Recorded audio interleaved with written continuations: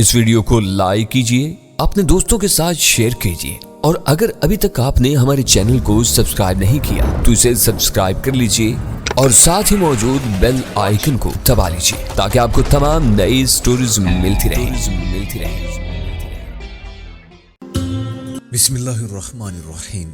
Discover original کے معزز ناظرین، السلام علیکم۔ اب کس نمبر 538 ملاحظہ فرمائیں۔ دوسرے نے اس کی تقلید کی، اس نے بھی قسمیں کھا کے مجھے یقین دلایا کہ وہ مر جائے گا، مگر ہمارے بارے میں اپنی زبان سے کچھ نہیں بتائے گا۔ اگر تم نے یہ سمجھا ہے کہ جھوٹی قسمیں کھا کے اس وقت جان بچا لو گے اور بعد میں یہ موٹا حوالدار تمہیں بچا لے گا، تو یہ بھی سمجھ لو کہ ایسا ہونا ناممکن ہے۔ کسی دن تم سوتے رہ جاؤ گے اور ہم تمہارے سر اتار کر لے جائیں گے۔ صرف تمہارے ہی نہیں، تمہارے گھر میں جو بھی ہوگا اس کی چتا سر کے بغیر جلے گی۔ دہشت سے ان کا برا حال ہو گیا۔ اپنی اپنی وردیاں پہنتے ہوئے ان کے جسم لرز رہے تھے۔ پولیس کی نوکری میں ان کے لیے یہ پہلا تجربہ تھا جب انہیں اندازہ ہوا کہ وردی سے صرف تھانے داری ہی نہیں ملتی، کبھی کبھی ہم جیسے لوگ بھی مل جاتے ہیں جو موت کے نامے بر ہوتے ہیں، جو مجرم ہونے کے باوجود رشوت نہیں دیتے اور قانون کی گرفت سے بالا تر ہوتے ہیں۔ اب تم لوگ سیدھے سائمن صاحب کے گھر جاؤ گے۔ جو حکم آپ کا۔ میں نے کہا، ان کی ماں کو بھی قتل کر دیا گیا اور بہن کو بھی۔ ان کی آنکھوں سے بے یقینی عیاں ہونے لگی۔ وہ چپ کھڑے رہے۔ میں نے کہا، ایسا لگتا ہے کہ ہمارے دوسرے ساتھیوں نے انچارج صاحب کو سزا دی ہے۔ عالم نے کہا، ہاں غلطی تو انہی کی تھی، انہوں نے ہمارا آدمی بیچ دیا تھا۔ شاید تم کو یقین نہیں آیا، اس لیے تم جا کر دیکھ لو۔ میں نے کہا، اور پھر گرج کر کہا، جاؤ۔ وہ بے تحاشا باغے، لڑکھڑاتے اور بار بار پیچھے مڑ کر دیکھتے ہوئے۔ ان کی حالت اتنی موذیقہ خیز تھی کہ ہم سب باصابی کشیدگی اور پریشانی کے باوجود مسکرانے لگے۔ میں نے ریوالور نکال کر فائر کرنے کے انداز میں ان کی طرف کیا تو وہ دوڑتے دوڑتے گر گئے۔ کچھ دیر بعد پھر اٹھے اور زیادہ تیزی سے بھاگے۔ غالب نے گل کو کندھے پر ڈالا اور بولا، اسے تو تیز بخار ہے۔ میں نے کہا، دیکھو شاید خانہ بدوش کو علاج کر لیں، ابھی تو یہی ایسپرین دیتے رہنا، یہاں سے نکل گئے تو کسی ڈاکٹر کو بھی لے آئیں گے۔ رابعہ نے کہا، کیا تم نہیں چل رہے ہو؟ میں نے کہا، میں کچھ دیر بعد آؤں گا جب تم لوگ پہنچ جاؤ گے۔ رابعہ نے کہا، میں تمہارے ساتھ جاؤں گی۔ بے وقوفی کی بات مت کرو۔ میں کروں گی، رابعہ نے کہا، اور وہیں بیٹھی رہی۔ میں نے ہتھیار ڈالتے ہوئے گل سے کہا، اچھا تم جاؤ، میں نے غالب کو سب سمجھا دیا ہے کہ کیا کرنا ہے، اور میں تمہیں سمجھا رہی ہوں کہ بعد میں کچھ نہیں کرنا ہے۔ گل نے کہا، جب تک یہ وعدہ نہیں کرو گے کہ میں بھی نہیں جاؤں گی۔ میں وعدہ کرتا ہوں۔ اتنی دیر کے بعد آؤ گے تم دونوں، زیادہ سے زیادہ آدھے گھنٹے میں۔ آخر ساتھ کیوں نہیں چلتے؟ بحث میں وقت ضائع مت کرو، ہے کوئی مصلحت؟ میں نے برہمی سے کہا، یہ پھل اور مٹھائی کا تھیلا اٹھا لو اور روانہ ہو جاؤ۔ میں انہیں باہر جانے کے بعد تھانے کے عقبی حصے کی طرف سے آہستہ آہستہ خانہ بدوشوں کے ڈیرے کی طرف بڑھتا دیکھتا رہا۔ یہ شاید آدھے میل کا راستہ تھا، مگر گاؤں کے باہر سے گزرتا تھا۔ انہیں دیکھنے والا کوئی نہیں تھا۔ گاؤں کی ساری آبادی شاید تھانے دار کے گھر پہنچ چکی تھی۔ دورے قتل کی سنسنی خیز واردات کی خبر نے کھیتوں میں کام کرنے والوں کو بھی کھینچ لیا تھا۔ ہر طرف سناٹا تھا اور ہو کا عالم تھا۔ میں اب حوالات کے نگراں کی وردی میں تھا، جو میرے جسم کے لیے زیادہ آرام دہ ثابت ہو رہی تھی۔ نوجوان سپاہی کی تنگ وردی میں تو میں بری طرح پھنس گیا تھا۔ رابعہ بینچ پر اکیلی بیٹھی ہوئی خلا میں دیکھ رہی تھی۔ میں نے کہا، سدھی لڑکی۔ اس نے بھیگی ہوئی پلکیں اٹھا کر مجھے دیکھا۔ میں نے تم سے کہا تھا میں اکیلی کہیں نہیں جاؤں گی۔ میں نے ہنس کر کہا، اکیلی؟ غالب، نازو اور گل کے ساتھ اکیلی ہو تم؟ میں تمہارے بغیر ہر جگہ اکیلی ہوں۔ اس نے آنسو پی کر کہا، دیکھو اب رونا نہیں، میرے ساتھ رہنے کی یہی شرط ہے کہ مسکراتی رہو تاکہ میرے دل کو ٹھانک ملتا رہے۔ میں نے کہا، میں ابھی 2 منٹ میں آتا ہوں، حوالدار کو ایک خطبہ دیا ہوں، تم خاموش بیٹھنا۔ حوالات کی طرف جا کر میں نے کہا، ووٹے، تم نے کچھ سنا کہ ہمارے ساتھیوں نے اپنا آدمی چھڑا لیا ہے؟ تمہارے انچارج نے اسے اپنے گھر میں چھپا رکھا تھا۔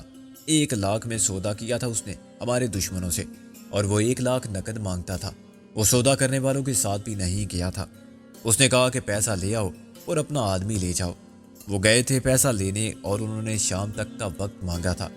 سائمن صاحب ادھر آیا اور ہمارے باقی ساتھی اس کے گھر پہنچ گئے۔ اس کی ماں اور بہن کی لاشیں چھوڑ گئے، چمن لال کو لے گئے۔ سائمن بچ گیا، اس لیے میں یہاں رک کے اس کا انتظار کر رہا ہوں، ورنہ سب کے ساتھ نکل جاتا۔ یہ سب میں تمہیں اس لیے بتا رہا ہوں کہ تمہاری غلط فہمی دور ہو جائے۔ پولیس آج تک ہم پر ہاتھ نہیں ڈال سکی اور آئندہ بھی نہیں ڈال سکتی۔ تم شکر کرنا کہ زندہ بچ گئے۔ ہم کسی سے رعایت نہیں کرتے لیکن بلا وجہ کسی کو مارتے بھی نہیں۔ تم نے ہمارے ساتھی کو پکڑنے کی جو غلطی کی تھی اس کی اتنی سزا ہو سکتی تھی جتنی تم کو ملی۔ تھانے دار کا جرم ناقابل معافی ہے۔ جیسے ہی وہ ادھر آیا میں چلا جاؤں گا۔ اس کو قتل کیے بغیر میں نہیں جا سکتا۔ تم بھی اپنے دماغ سے سب کچھ بھلا دو۔ ہم سے دوستی سے تمہیں بہت کچھ مل سکتا ہے، دشمنی تمہارے بس کی بات نہیں۔ تم بہت چھوٹے آدمی ہو، تمہاری اختیارات سے یہ دیہاتی ڈر سکتے ہیں۔ ہمارے متعلق کوئی غلط بات کی تو نقصان اٹھاؤ گے۔ اگلے پھیرے میں ہم تمہیں صاف کر جائیں گے، تمہارے خاندان سمیت، ورنہ انعام دے جائیں گے۔ سائمن کے انجام سے سبق سیکھو۔ وہ بڑا ایماندار اور فرض شناس بنتا تھا، اس لیے اس کا حشر خراب ہوا۔ میں 10 منٹ بولتا رہا۔ مقصد حوالدار کو دہشت زدہ کر کے اس کا حوصلہ ختم کرنا تھا تاکہ وہ رہائی پانے کے بعد بھی خاموش رہے اور ہمارے خلاف کسی کارروائی میں فریق تک نہ بنے۔ پھر میں واپس لوٹ آیا۔ میں نے رابعہ کا ہاتھ پکڑا اور دبے پاؤں وہاں سے نکل آیا۔ حوالات میں دونوں قیدی یہی سمجھے ہوں گے کہ میں سائمن کی واپسی کے انتظار میں وہیں موجود ہوں۔ معلوم نہیں کب تک انہوں نے انتظار کیا ہوگا کہ سائمن کے قتل کیے جانے کی آوازیں سنائی دیں گی، اور معلوم نہیں کب انہیں قید کی اذیت سے نجات ملی ہوگی۔ باہر آتے ہی میں نے دیکھا تو غالب کے ساتھ نازو اور گل بھی دور کہیں کسی خیمے کی پناہ میں پہنچ چکے تھے۔ میری خواہش بھی یہی تھی کہ جتنا جلد ممکن ہو ہم سب بھی اس جگہ سے دور چلے جائیں۔ گرد و نواح کے سارے علاقے میں شکاری ہمیں تلاش کر رہے تھے۔ گزشتہ رات ہماری کارروائی سے دلاور اور تریونی کو بہت بڑا مالی صدمہ اٹھانا پڑا تھا۔ وہ اب کاروباری شریک اور ہمارے ایک سے دشمن تھے۔ کیا دلاور کی اصل طاقت تریونی بن گیا تھا، جس کی بمبئی میں وہی پوزیشن تھی جو کبھی لاہور میں چودھری دلاور کی تھی۔ تریونی کے وسائل، اس کے تعلقات اور اس کے آدمی دلاور کی مدد کر رہے تھے۔ جتنے لوگ اسے ایک رات میں مارے گئے تھے، اس کے بعد پولیس کے پاس نامعلوم دہشت گردوں کے خلاف بڑے پیمانے پر کارروائی کرنے کا پورا جواز تھا۔ ابھی تک پولیس در پردہ تریونی کو پورا تعاون فراہم کر رہی تھی، لیکن آج کے بعد پولیس کے ساتھ سراغ رسانی کے دیگر اداروں کا حرکت میں آ جانا بھی یقینی تھا۔ ان خبروں کی اشاعت کے ساتھ ہی پریس اور پبلک کا پولیس کمشنر اور صوبائی وزارت داخلہ پر دباؤ بڑھے گا تو وہ اسلحے کے اس ذخیرے کی تباہی اور اس کشت و خون کے اسباب کی پردہ پوشی نہیں کر سکیں گے۔ انہیں بتانا پڑے گا کہ اسلحہ کس کا تھا، کہاں سے آیا تھا، اس مندر کے ساتھ پرانے یتیم خانے میں کیوں اکٹھا کیا گیا تھا، اور اسے تباہ کرنے والے کون تھے۔ اسلحہ جمع کرانے والے اسمگلر تھے تو وہ کس کے اعلی کار تھے؟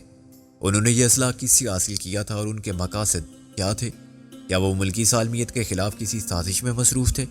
اور اگر اس میں کوئی بیرونی ہاتھ تھا تو اس معاملے سے اب تک وزارت داخلہ کیوں بے خبر رہی؟ اس کارروائی کو ڈاکوؤں کے کسی گروہ سے منسوب کر کے ختم کرنا مشکل تھا۔ میرا اندازہ تھا کہ شام تک سرکاری سطح پر کوئی بیان جاری ہونے کے بعد بڑی کارروائی کی جائے گی۔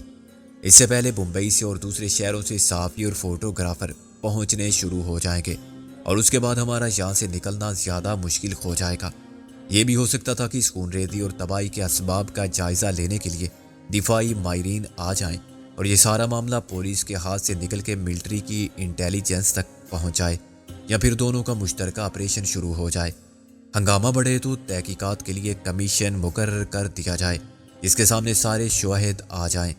پھر وہ سائمن کا بیان بھی لیں گے اور حوالدار کا بیان بھی، راما راؤ کا بھی، اور بالک رام کے گاؤں میں مرنے والے سب لوگوں کے لواحقین کا بھی۔ ہر صورت میں اگر اس سے ہمارے لیے خطرات بڑھتے تھے تو خود تریونی اور دلاور کے لیے بھی مسائل کھڑے ہو جائیں گے۔ انہیں فکر ہوگی کہ کہیں تحقیقات کی لپیٹ میں وہ خود بھی نہ آ جائیں۔ وہ اپنے کاروبار کی پردہ پوشی پر مجبور ہوں گے، کوشش کریں گے کہ تحقیقات رکوا دیں، یہ کم سے کم اس کا رخ ہی موڑ دیں۔ انہیں اپنے کارندوں کو خبردار کرنا ہوگا کہ فی الحال اپنی سرگرمیاں معطل رکھیں اور اپنے سارے ٹھکانے بدل دیں، پرانے اڈوں کو خالی کر دیں اور اسلحے کی ترسیل کو فوری طور پر روک دیں جب تک یہ معاملہ دب نہیں جاتا۔ ہر خبر بالآخر پرانی ہو جاتی ہے۔ تحقیقات جو پبلک کی آنکھوں میں دھول جھونکنے کے لیے اوپر والوں کے دباؤ پر شروع کی جاتی ہیں، بالآخر نیچے والوں کی کوشش تک محدود ہو جاتی ہیں، اور جب لوگ یہ بات بھول جاتے ہیں یا کسی نئے سانے میں الجھ جاتے ہیں تو کمیشن خود سرد خانے میں چلا جاتا ہے۔ زندگی کے سارے کاروبار پھر اسی طرح چلنے لگتے ہیں۔ میں نے رابعہ کے ساتھ ابھی نصف فاصلہ ہی طے کیا ہوگا کہ میرے خدشات درست ثابت ہونے لگے۔ میں نے دور سے ایک موٹر سائیکل کو دیکھا جو گرد اڑاتی شور مچاتی سیدھی میری طرف آ رہی تھی۔ جب فاصلہ 100-200 گز رہ گیا تو میں نے حلیے سے اخباری نمائندہ نظر آنے والے کو پہچان لیا۔ یہ کچھ بھی سوال کرے تم جواب مت دینا، رابعہ نے کہا۔ کس کی بات کر رہی ہو؟ میں نے انجان بن کر کہا۔ یہ جو آ رہا ہے دیکھتے نہیں، اس کے گلے میں کیمرہ ہے، تمہیں پولیس مین سمجھ کے بات ضرور کرے گا، رابعہ نے کہا۔ موٹر سائیکل میرے قریب آ کر رک گئی۔ گردآلود پریشان بالوں والے شخص نے دھوپ کا چشمہ اتار کر شیشوں پر پھونک ماری اور بولا، تم کچھ بتا سکتے ہو کہ یہ کیا چکر ہے؟ میں نے حیران ہو کر کہا، مجھے تو کوئی چکر نہیں آ رہا ہے۔ اچھا مجھے چکر دیتے ہو؟ وہ مجھے گور کر بولا، میں ایوننگ سٹار کا رپورٹر ہوں۔ تو پھر میں کیا کروں؟ میں اس علاقے کا رہنے والا نہیں ہوں۔ تو پھر یہاں کیا کر رہے ہو؟ وہ بند ہو جانے والی موٹر سائیکل کو کک لگا کر بولا، اپنی بیوی کے میکے جا رہا ہوں۔ میں نے کہا، راستے میں جو ملتا ہے ایسے ہی سوال کرتا ہے، عجیب و غریب۔ تو کیا تمہیں واقعی نہیں معلوم؟ کیا نہیں معلوم؟ یہی کہ کل رات یہاں دہشت گردوں کا ایک گروہ پکڑا گیا ہے۔ انہوں نے بہت زبردست تباہی پھیلائی ہے۔ دہشت گرد یہاں؟ ہاں میں دیکھ کر آیا ہوں، بہت بڑا اسلحے کا ذخیرہ تھا۔ کوئی کہتا ہے خود انہوں نے فرار ہونے سے پہلے تباہ کر دیا، کوئی کہتا ہے کہ 2 گروہ تھے جن کے درمیان رات بھر لڑائی ہوئی، پتہ نہیں کتنے مارے گئے اور کتنے بچ کر نکل گئے۔ خیر کچھ اندازہ ہے کہ تھانہ کہاں ہے؟ تم سے کس نے کہہ دیا کہ یہاں تھانہ ہے؟ یہ پتہ چلا تھا کہ ایک دہشت گرد پکڑا گیا، وہ یہاں لاک اپ میں بند ہے۔ میں نے کہا، یہاں لاک اپ کیسے ہوگا جب تھانہ چوکی کچھ بھی نہیں ہے؟ اس نے مایوسی سے سر ہلایا۔ افواہیں بھی تو بہت پھیلاتے ہیں لوگ، خواہ بخواہ میرا وقت ضائع ہوا۔ اس نے موٹر سائیکل موڑنے سے پہلے رابعہ کو گھور کر دیکھا جو منہ پھیرے کھڑی ہوئی تھی، پھر وہ میری طرف دیکھ کر مسکرایا اور مجھے آنکھ کر خوا ہو گیا۔ لفنگے، میں نے چلا کر کہا۔ جواب میں مجھے اس کا کہہ کر سنائی دیا۔ موٹر سائیکل دھول اڑاتی واپس ہو گئی۔ اس وقت بال بال بچے۔ میں نے گہری سانس لے کر کہا، کہیں وہ پولیس چوکی پہنچ جاتا تو سارا بید کھل جاتا، حوالدار اور حوالات کا نگران رہا ہوتے ہی اسے ہمارے متعلق بتا دیتے۔ مشکل ہے، تم نے انہیں اتنا ڈرا دیا تھا، پھر بھی کوئی بھروسہ نہیں کیا جا سکتا ان لوگوں پر۔ اخباری نمائندے کو دیکھتے ہی وہ شیر ہو جاتا اور اخباری نمائندہ اسے فوراً بتا دیتا کہ ہم دونوں کس طرف جا رہے تھے اور اسے کہاں ملے تھے۔ جیسے اسے یہ معلوم ہوگا کہ وہ افواہ نہیں تھی بلکہ اسے ایک پولیس والے نے گمراہ کیا تھا، وہ واپس آئے گا۔ آنے دو یار، وہ کیا اور بھی بہت لوگ آئیں گے۔ اتنا عظیم کارنامہ سر انجام دیا ہے ہم نے، اس کی شہرت ہوگی تو اخبار والے پولیس والے کیسے نہیں آئیں گے۔ لیکن فوری طور پر ہمیں تھوڑی سی مہلت مل گئی ہے، ہم کوشش کریں گے کہ اس وقت سے فائدہ اٹھاتے ہوئے یہاں سے نکل جائیں۔ سکندر، یہ اخباری نمائندہ کہہ رہا تھا کہ ایک دہشت گرد پکڑا گیا ہے۔ ہاں میں بھی حیران ہوں کہ یہ خبر اتنی جلدی شہر تک کیسے پھیل گئی۔ سوچنے کی بات یہ ہے کہ جب کوئی دہشت گرد پکڑا ہی نہیں گیا تو یہ خبر کس نے ایجاد کی؟ رابعہ نے کہا، کیا وہ کسی اور کی بات کر رہا تھا؟ پکڑا تو صرف محسن کیا تھا، اس کا کوئی ثبوت نہیں، کہیں اندراج نہیں۔ ایک پولیس پارٹی نے پکڑا، انچارج نے اسے چھوڑ دیا، راتوں رات 1 لاکھ میں سودا ہوا اور شکاری اسے لے کر گئے۔ وہ خود تو خبر نہیں دے سکتے کسی کو۔ تم نے اچھی بال کی کھال نکالی ہے عزیزہ، یہ نکتہ قابل غور ہے۔ میں نے کہا، اس سے سائمن مشکل میں پڑ سکتا ہے۔ وہ کیسے؟ موٹا حوالدار اور دوسرے مظلومین کا بیان اگر اس کے خلاف جائے گا تو سب ہی اس کے دشمن ہو جائیں گے۔ سائمن کا کوئی کچھ نہیں بگاڑ سکتا، اگر اس نے صاف انکار کر دیا تو اسے جھوٹا کون ثابت کرے گا؟ وہ کہہ سکتا ہے کہ چمن لال یہاں تو کوئی چمن لال نہیں۔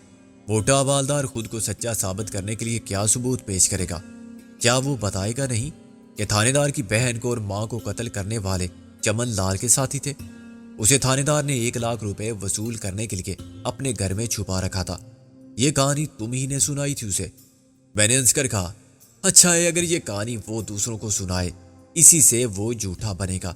خود پولیس یہ بات تسلیم نہیں کر سکتی کہ سائمن نے 1 لاکھ رشوت لے کر ایک دہشت گرد اور قانون کے مجرم کو چھوڑنا منظور کیا تھا۔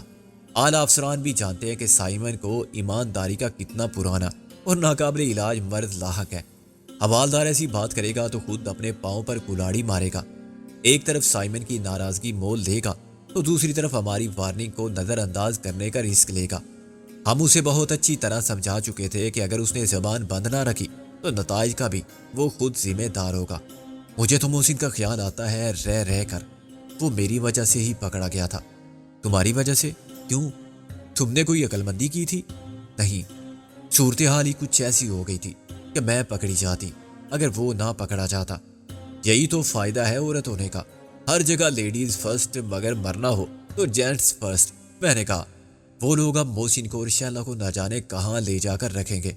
رابعہ اپنے خیالوں میں خود اپنے آپ سے باتیں کر رہی تھی۔ فکر کرنے سے تو کچھ نہیں ہوگا، ملنا قسمت میں ہوگا تو ملوانے کی سبیل وہ خود پیدا کر دے گا۔ اللہ بڑا کارساز ہے۔ ہم اب خانہ بدوشوں کے ڈیرے سے چند قدم دور تھے۔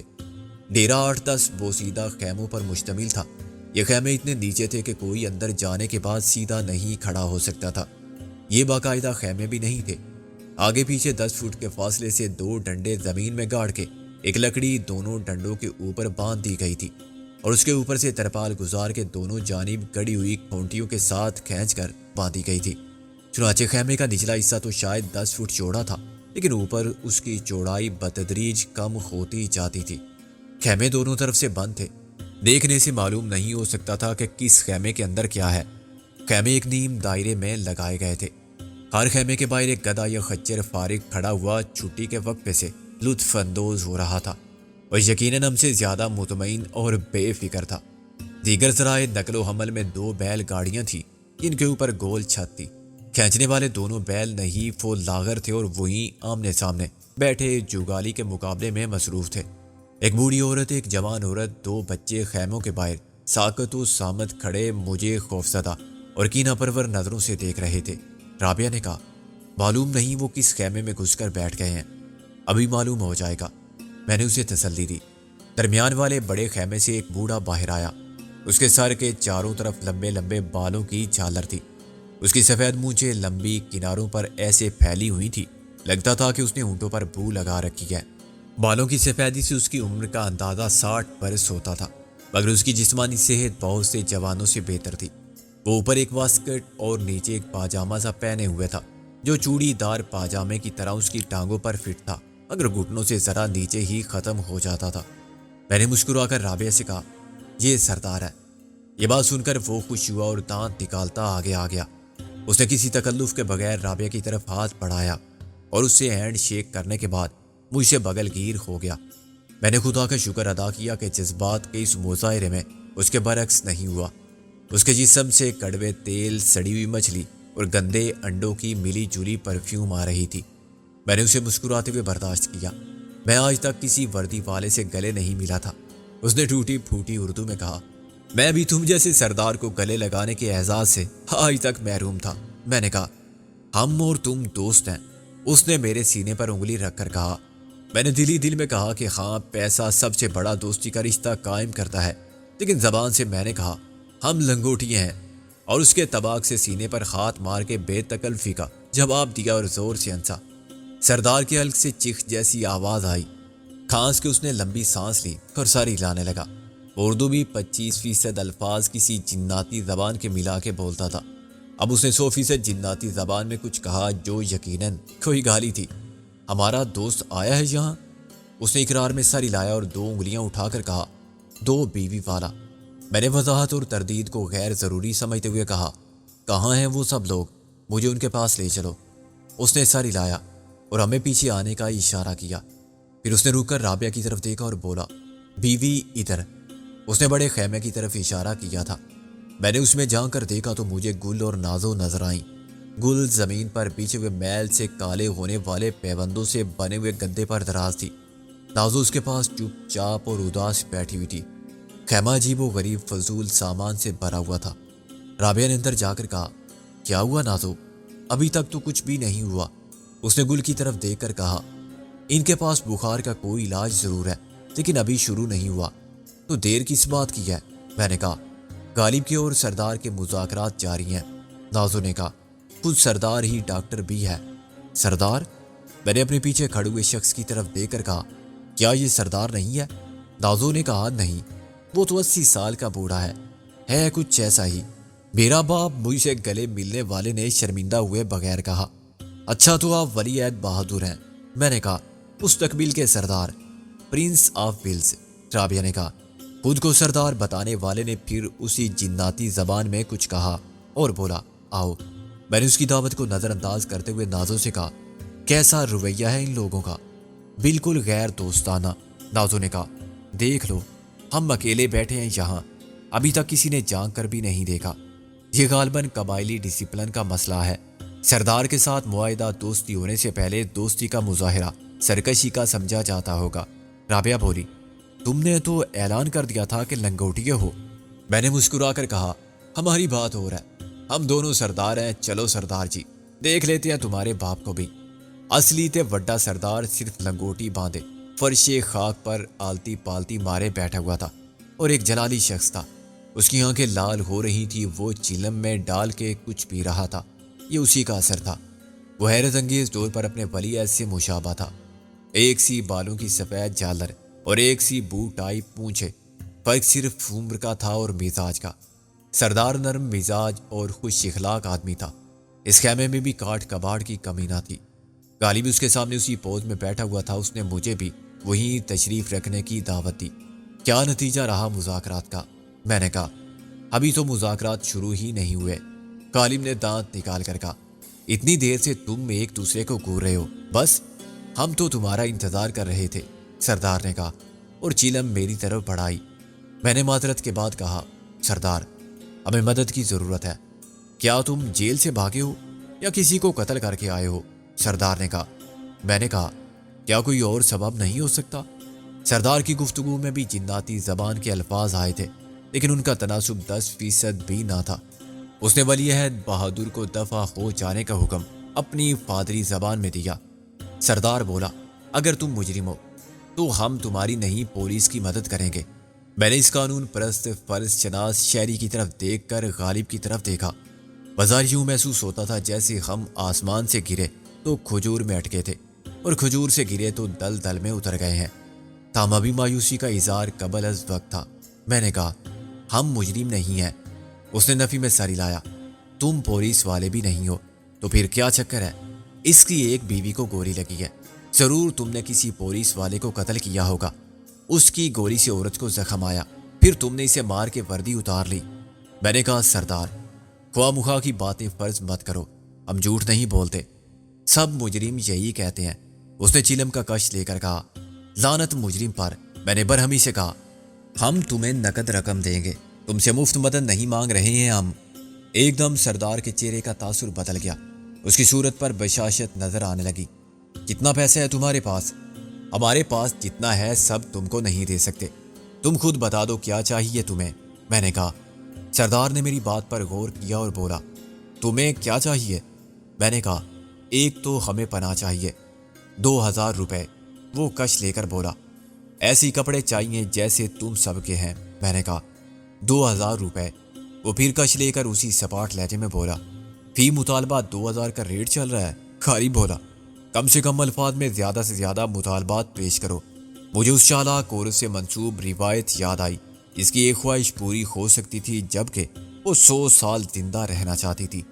اسے دولت کی آرزو تھی اور وہ اولاد کی خواہش مند بھی تھی، چنانچہ اس نے دریا کو کوزے میں بند کرتے ہوئے اپنی خواہش ایسے ظاہر کی کہ میں بیٹوں اور پوتوں کو دولت میں کھیلتے دیکھنا چاہتی ہوں۔ مجھے مسئلہ پیسے کی کمی کا نہیں تھا، مگر سردار کے رویے نے مجھے مجبور کر دیا تھا کہ میں بھی دریا نہ صحیح نالے کو ہی کوزے میں بند کر دوں۔ میں نے کہا سردار پہلے دونوں مطالبات واپس۔ چالاک سردار نے میری امیدوں پر پانی پھیر دیا۔ وہ سودا تو ہو گیا، نہ تم زبان دے کر پھرو گے نہ ہم۔ اچھا تو آخری بات یہ ہے کہ جہاں ہم کہیں وہاں ہمیں حفاظت کے ساتھ پہنچا دو۔ میں نے کہا 10,000 روپے۔ سردار نے کوزہ توڑ کر دریا پھر بہا دیا۔ ٹھیک ہے 14,000 میں تم نے یہ ٹھیکہ لے لیا ہے۔ میں نے جھلا کر کہا ابھی تم سے بات ہوئی ہے، ابھی سے ہوگی۔ اس نے غالب کی طرف اشارہ کیا۔ سردار بہت تیار اور مکار آدمی تھا، اس نے توڑ دیا تھا کہ ہمارے پاس پیسہ بہت ہے اور ہم مجبور بھی ہیں، چنانچہ وہ قدرت کی عطا کردہ اس موقع سے پورا فائدہ اٹھانے پر کمر بستہ تھا، لیکن مشتعل ہو کہ ہمارا بنا بنایا کام بگڑ سکتا تھا۔ کیا ہر عورت بھی الگ الگ معاہدہ کرے گی؟ میں نے کہا۔ اس نے نفی میں سر ہلایا۔ بیوی کی بات شوہر کرتا ہے، اس کی 2 بیویاں ہیں، یعنی میں 28,000 دوں۔ غالب نے چراغ پا ہو کر کہا 2 بیویاں ہوں تو خرچہ دگنا ہوتا ہے۔ سردار نے عام زندگی کا معاشی فلسفہ بیان کرتے ہوئے کہا، غریب آدمی ایک شادی کرتا ہے، بحث کرنے کا کوئی فائدہ نہیں تھا۔ ہم نے منہ مانگی قیمت ادا کرنے کا فیصلہ کر لیا، جو تم نے مانگا ہے ملے گا، لیکن ایک بات اچھی طرح سمجھ لو۔ میں نے کہا، اگر اس معاہدے کی خلاف ورزی ہوئی؟ غالب نے مجھے آنکھ مار کے دھمکی دینے سے گریز کرنے کے لیے کہا، پیسہ ابھی لاؤ۔ سردار نے کہا۔ میں نے کہا، ہم اپنی بیویوں سے لے کر آتے ہیں۔ اس نے بڑے افسوس اور حقارت کے ساتھ ہم پر غصے کی نظر ڈالی۔ تمہارا پیسہ بیویاں رکھتی ہیں؟ ان کے سامنے ہاتھ پھیلاتے ہو تم۔ میں نے کہا، کیا کریں، ہم دونوں زن مرید ہیں۔ غالب نے کہا، پیسہ بھی بیویوں کا ہے، ہم زر خرید بھی ہیں۔ ولی عہد بہادر کو ہم نے بڑے پراسرار انداز میں خیمے کے باہر کان لگائے پایا۔ وہ مذاکرات کی ساری کارروائی چھپ کر سن رہا تھا۔ مجھے وہ شخص خطرناک اور کینہ پرور لگا۔ والد صاحب کو 42,000 کا نقد سودا کرتے دیکھ کر اس کی آنکھوں میں بھی لالچ کی چمک آ گئی تھی۔ اس کے خیالات کا عکس اس کی صورت پر پڑھا جا سکتا تھا۔ وہ یقیناً فیصلہ کر چکا تھا کہ ہم سے اپنا حصہ الگ وصول کرے گا۔ وہ ہمیں بلیک میل کر سکتا تھا۔